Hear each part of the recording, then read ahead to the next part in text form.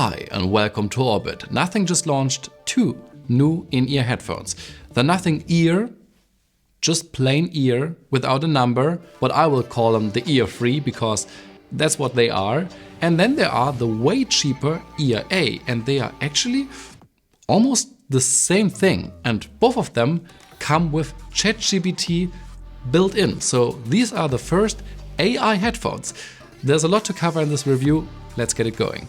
Nothing headphones stand out with their design. You can see the entire technology through the transparent plastic, and I love that. There are some fine contacts, textures, magnets, batteries, sensors, microphones, and you can all see it. The design of the Ear Free and the Ear A is almost identical. The biggest difference is the colors. Black and white for the ear and black, white and bright yellow for the Ear A. I think that's pretty stylish, and I also like the fact that the white version now also has a white stem. And the headphones not only look very cool, they are also super comfortable. At 4.7 gram they are extremely light, they seal well and they don't fall out while I'm jogging. I usually completely forget that I'm wearing them. They are IP54 splash proof, so sweat and rain is no problem. There's only one visual difference to the predecessor, and that's the grille above the driver. The case also has a cool design. In case of the Ear Free, it hasn't been changed. It's quite boxy and the top does have a dimple, so you feel where the upside is when you're pulling it out of your pocket, and there is USB-C and wireless charging. The Ear A case is smaller, rounder and a little bit less fancy. There's no wireless charging, but it's also less bulky inside of my trouser pocket. You would think that such transparent plastic would scratch easily, and yes, scratches will appear,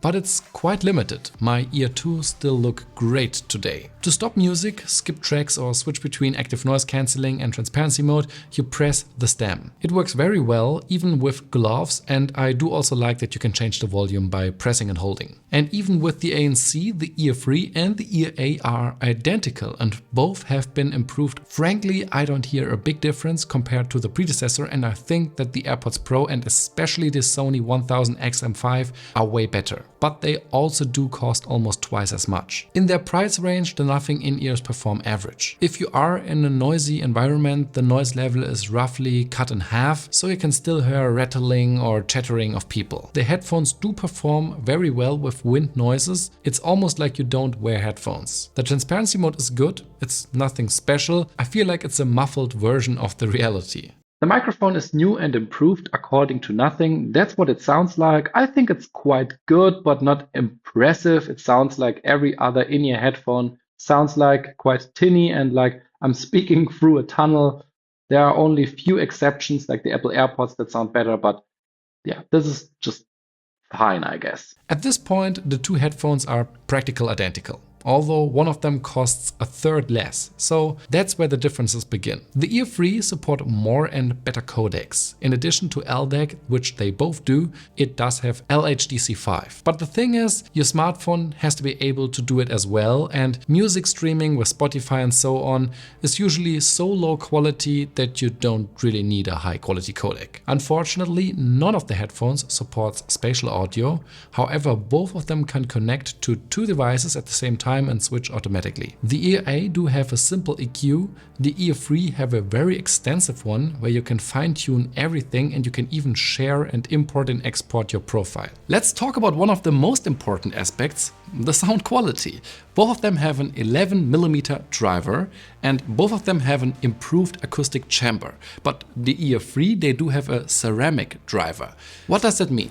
Well, the harder a material, the less it distorts, generally speaking. And that's why high-end audio solutions do use titanium, Kevlar or ceramic. The Ear A do have a full and warm sound. The bass is clearly pronounced, especially with bass enhance activated, which it is as a standard, and for me it was too much, so I had to deactivate it. The sound is made for house, hip-hop, pop and rap.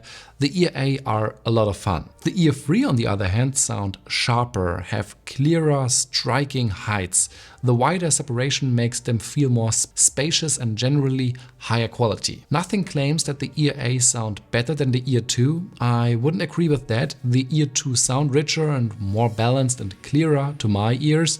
The ear free are even more balanced and more detailed and do have a better controlled bass. They are not worlds apart, and depending on the song, sometimes I prefer one over the other. I also compared them to the AirPods Pro 3, and I think that they sound a little bit less lively and more muffled compared to the Ear 3. They are similar to Ear A. I found that the Sony 1000XM5 are slightly more precise than the Ear 3. The thing is, if I'm just listening to music casually or listening to a podcast or listening to music while I'm doing sports, I don't really care that much about sound quality, and if there's no comparison, these things sound great, and I do think that most people will actually prefer the little bit less harsh highlights and the more bassy thump. The battery life on both headphones is 5 hours with ANC activated. That's enough for me, but Sony manages to do 8 hours, so if you have a very long journey ahead of you, that can make a difference.